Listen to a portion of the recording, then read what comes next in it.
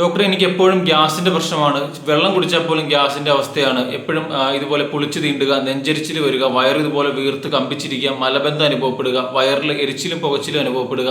ഇങ്ങനെ ബുദ്ധിമുട്ട് അനുഭവിക്കുന്നവർ അറിഞ്ഞിരിക്കേണ്ട ഒരു കാര്യം, നമുക്ക് രണ്ട് രീതിയിലാണ് അസിഡിറ്റി വരുന്നത്.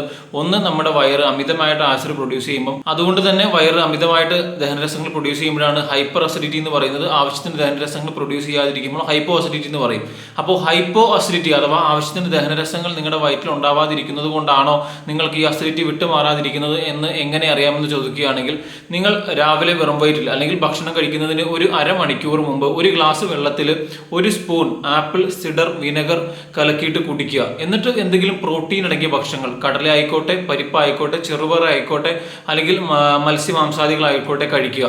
അങ്ങനെ കഴിച്ചിട്ട് നിങ്ങൾക്ക് സാധാരണ ഉണ്ടാവുന്നത് പോലെ അസിഡിറ്റി പോലുള്ള ലക്ഷണങ്ങൾ കാണുന്നില്ലെങ്കിൽ, നിങ്ങൾക്ക് ഉണ്ടായ അസിഡിറ്റിയുടെ പ്രോബ്ലം ഇതുപോലെ ഹൈപ്പോ അസിഡിറ്റി കൊണ്ടാണെന്ന് വേണം കരുതാൻ. കാരണം ആപ്പിൾ സിഡർ വിനെഗർ നമ്മുടെ ആമാശയത്തിൽ നല്ല രീതിയിൽ ഹൈഡ്രോക്ലോറിക് ആസിഡ് അഥവാ ദഹനരസം പ്രൊഡ്യൂസ് ചെയ്യാൻ നമ്മളെ സഹായിക്കുന്നതാണ്. അതുകൊണ്ട് തന്നെ നിങ്ങൾ അത് കഴിക്കുമ്പോൾ നിങ്ങൾക്ക് സാധാരണ ഉണ്ടാവുന്ന അസിഡിറ്റി ഉണ്ടാവുന്നില്ലെങ്കിൽ, അതിന്റെ അർത്ഥം നിങ്ങൾക്ക് ഉണ്ടാവുന്ന അസിഡിറ്റി, നിങ്ങൾക്ക് വിട്ടുമാറാത്ത അസിഡിറ്റിയുടെ കാരണം ഹൈപ്പോ അസിഡിറ്റി എന്ന് പറയുന്ന രോഗമാണ്.